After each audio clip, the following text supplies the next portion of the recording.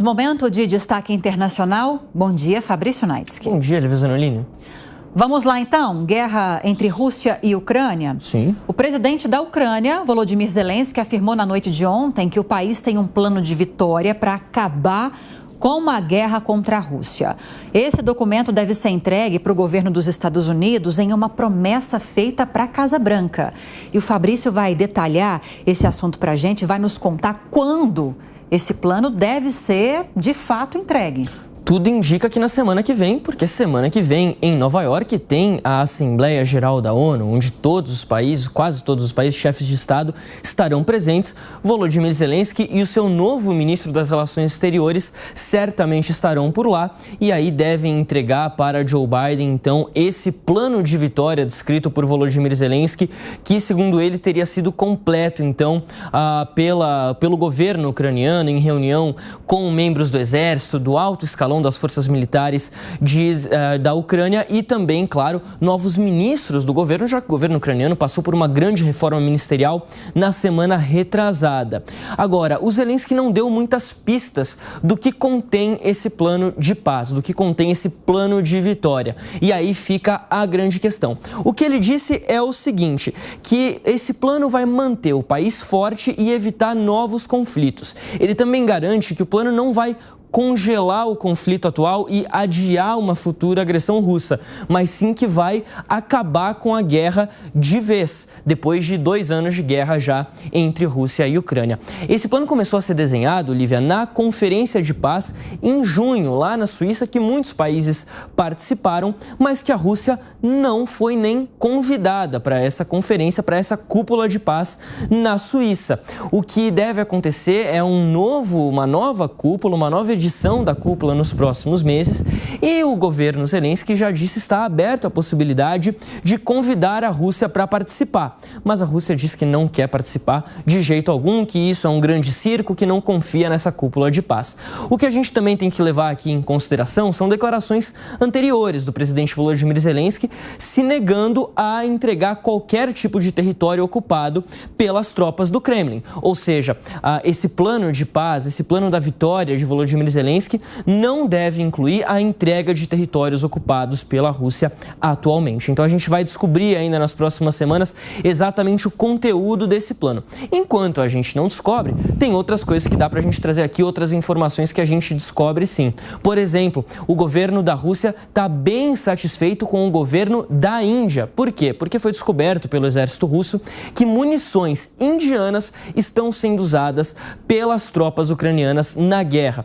E isso tem uma questão muito interessante, porque a regulação da Índia para exportação de armas proíbe que os países para os quais ela venda munições, para os quais ela venda armas, passem essa munição para frente, para outros países. E é exatamente isso o que tem acontecido. A Índia vende munição para países da OTAN, países europeus, e esses países repassaram essa munição, esses armamentos, para a Ucrânia, que utilizou isso principalmente na invasão lá de Kursk, no sul da Rússia. Isso foi descoberto e causou uma insatisfação.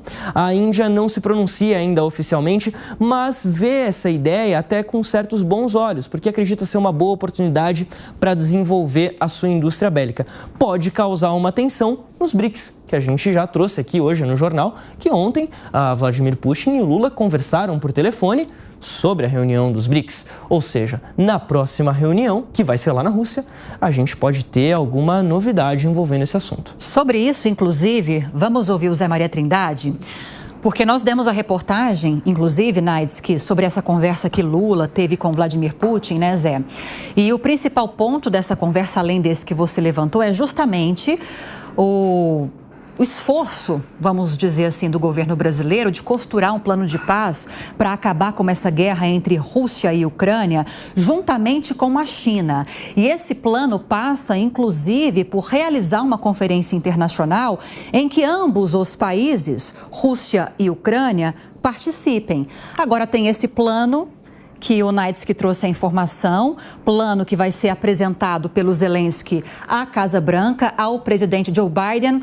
Quem sabe, pelo menos um desses planos não avance e coloque um fim nessa guerra, né? Acredita nisso, Zé? Pois é, 2 anos de guerra. Esperava-se uma guerra rápida, a Rússia entendia que poderia ocupar a Ucrânia, isso, na verdade, eu tenho dificuldade de chamar isso uma guerra, é uma invasão, né? Mobilizou ali a Europa e pronto, parou. Zelensky está ficando cada vez mais fraco, já não é mais o presidente eleito, né? Já passou e por força exatamente da guerra ele continua na presidência, já não mobiliza mais tanto assim a opinião pública internacional e restou ao presidente Lula continuar com esta linha de política internacional claudicante. Um aqui, um ali, e provocou a desconfiança de Vladimir Zelensky. E também do Putin. Em certo momento, o Putin achou que o Brasil se encaminharia para apoiar a Ucrânia. A situação é muito complexa, porque uma paz para Putin significaria uma rendição da Ucrânia e, evidentemente, não tem nada no horizonte que possa parecer uma rendição que seria ceder o território ucraniano, ou pelo menos uma grande parte do território ucraniano. As condições bélicas da Rússia são bem superiores à da Ucrânia. Restou esta guerra, nova modalidade de guerra, que é a guerra de comunicação. O Brasil não tem condições, né, para selar uma paz entre os dois e até num certo momento Lula tentou, mas agora já sabe que não tem condições de ser o fiador dessa paz.